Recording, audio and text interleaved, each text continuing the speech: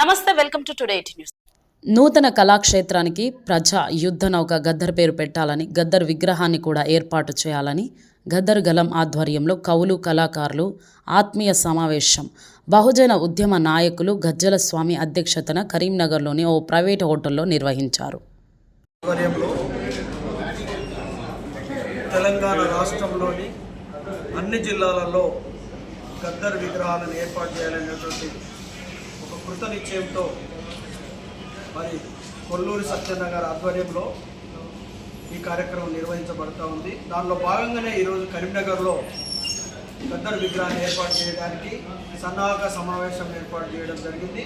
ఈ సన్నాహక సమావేశానికి సంస్థలలో బాధ్యత వహిస్తూ సంస్థల నిర్మాణం చేసుకొని పనిచేస్తున్నటువంటి బహుజన మిత్రులు, కళాకారులు, విద్యావంతులు, కవులందరూ కూడా ఈ కార్యక్రమానికి హాజరవడం జరిగింది.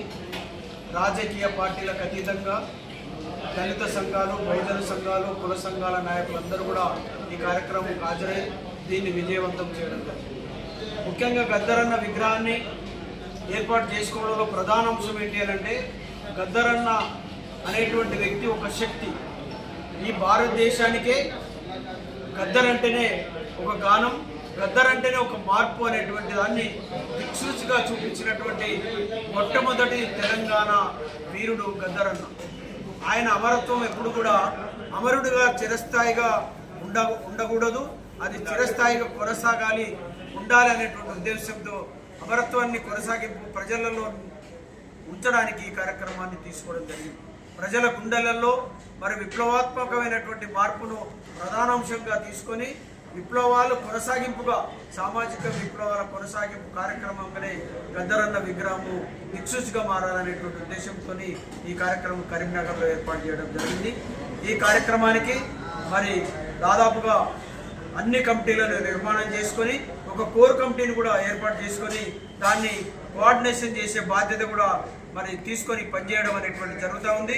ఇది జనవరి 31వ తారీఖు గద్దరన్న జన్మదిన సందర్భంగా కరీంనగర్ జిల్లాలో వేలాది మందితో ఈ గద్దరన్న విగ్రహాన్ని ఆవిష్కరణ అనేటువంటి జరుగుతుంది.